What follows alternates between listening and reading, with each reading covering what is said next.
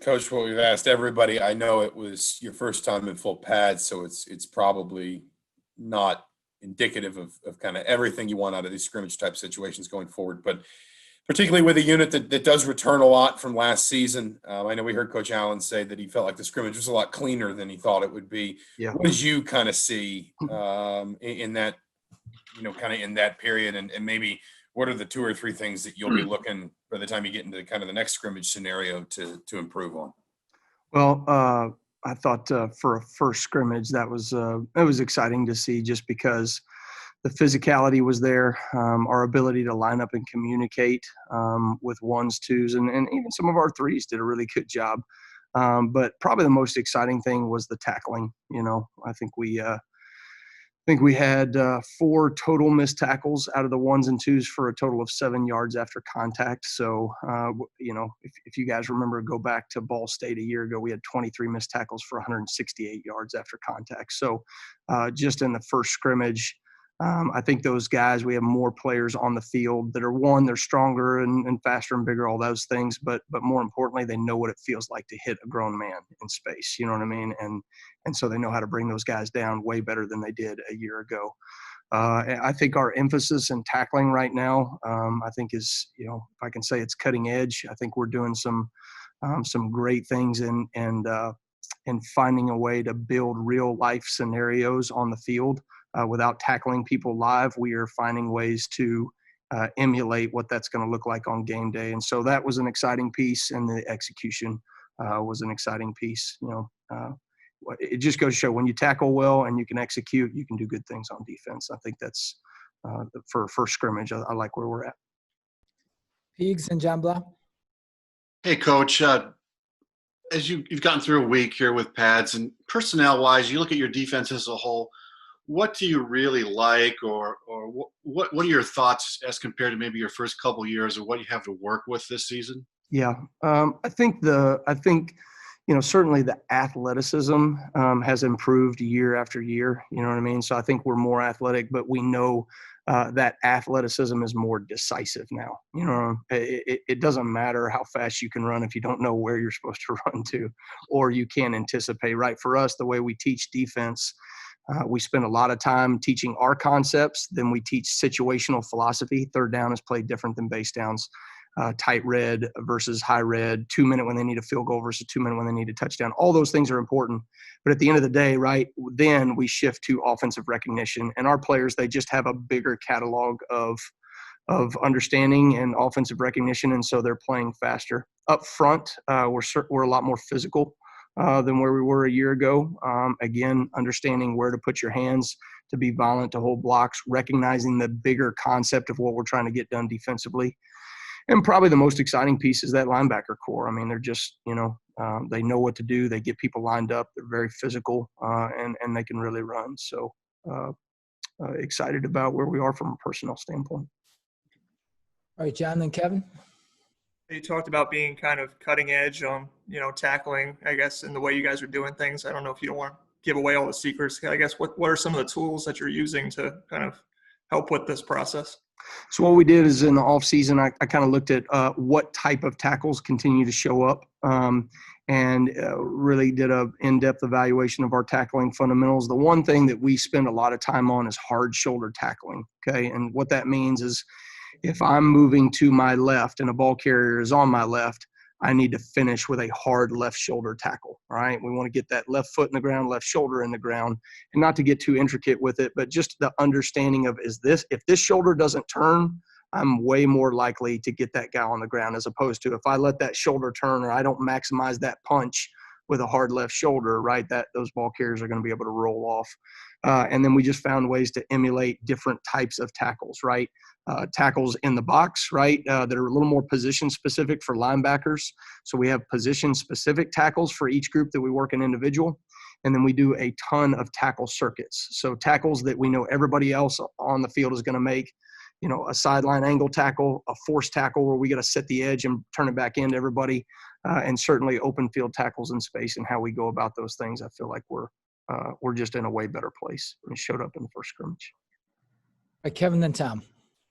Yeah, obviously a couple of injuries in the secondary with Marcelino and Raheem Lane. Who are some of the other guys that are kind of maybe stepping up and filling in the secondary with those guys out? Yeah, well, you saw it in the bowl game from Monster and Jamar Johnson, just what they're able to do and the way that they were playing more instinctive. They've taken that to another level since even the bowl game, and that's exciting. Getting Jamar back there on the back end at free safety was huge for us because he's so instinctive. And he can be very productive from that free safety position. That goes back for years in our defensive system. That free safety can be a very productive guy. The guy I had at South Alabama was a Sun Belt Defensive Player of the Year. You know what I mean? And a lot of it is you put a great player in that position, and we try to funnel the ball a lot of times back to those players. And so I think those guys have stepped up. I tell you, the one that's really exciting in terms of a guy that has come on that we didn't know we were going to have is a young player in Bryson Bonds. Just really excited about his production back there. I don't know if I think I mentioned it to you guys the other day, but I don't know if I've seen a freshman to come in with such a locked-in mindset, to be disciplined. I mean, he's the guy that's literally knocking on doors. When they were staying in the hotel in the summertime, he'd go down the hallway and knock on people's doors just to make sure all the freshmen were up for a 6 a.m. run. I mean, stuff like that's impressive. So, and it shows up on the field. Tom, and then back to Zach. Kane, this time a year ago, the biggest concern was how much depth you would have along that defensive line and how that would play out. And obviously you learned a lot about a lot of those young kids during the course of the season last year. But as we head into 2 weeks away out now, how do you feel about that defensive group, 1 and 2 and maybe even 3 deep? Yeah, I think we are in position to build about 5 guys at each, interior position and exterior for 2 spots, right? 2 spots. I think we would like to get to where we can have 6, 3 deep at each position. But we feel like we're in position to get to about 2.5 deep there, and then be able to work guys. To me, I think the rotation is a big piece of that. Obviously, just staying healthy in general. But those guys understand our concepts better. They're certainly playing with more physicality up front and holding their gap leverage. And really, if you think about who those 5 guys are, they're similar 5 bodies outside of, Javon Swan, who's a new guy coming in, obviously, who I thought had a really good week this week, encouraged by him.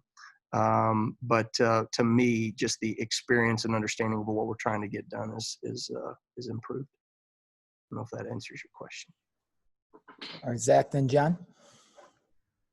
I think we asked you this last year with Coach DeBoer, and so I'm just going to do it again with Coach Sheridan. But as somebody who sees the offense, kind of from a defensive perspective, pretty much on a daily basis, I know that Sheridan talked about not a lot changing structurally on that side of the ball in the move from Coach DeBoer to Coach Sheridan. But just what have you seen from Coach Sheridan as he's kind of built out that side of the ball? Again, as somebody who maybe it's kind of your job to pick holes in it on a daily basis. Yeah, no doubt.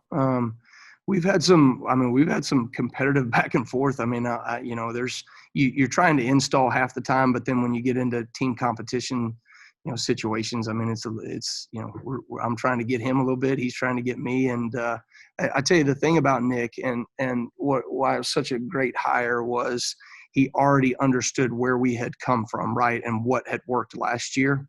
But I think we're smart coordinators on either side of the ball, but certainly in Nick's case, he's doing a really good job of finding who our personnel is, building packages around those guys, and then just finding creative ways to get them the ball, right? Sometimes it's creative, sometimes it's simple, but you have to find ways to get your players the ball. He has an understanding of that. He constantly is watching film, seeing what the NFL is doing, and so you get little tweaks, be it formationally or packages or all those things that I think is really special. And without giving away the farm, I'm impressed with what we're doing offensively right now. I think it presents a lot of challenges. All right, John, then Tom.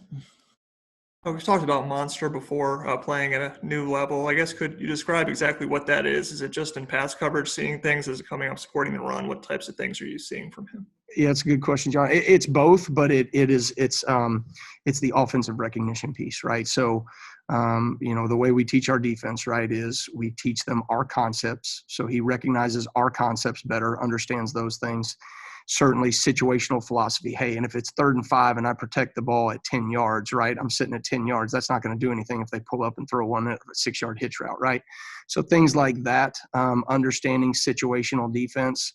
But the biggest thing is he just has such a rep base of offensive recognition that now he knows what's coming.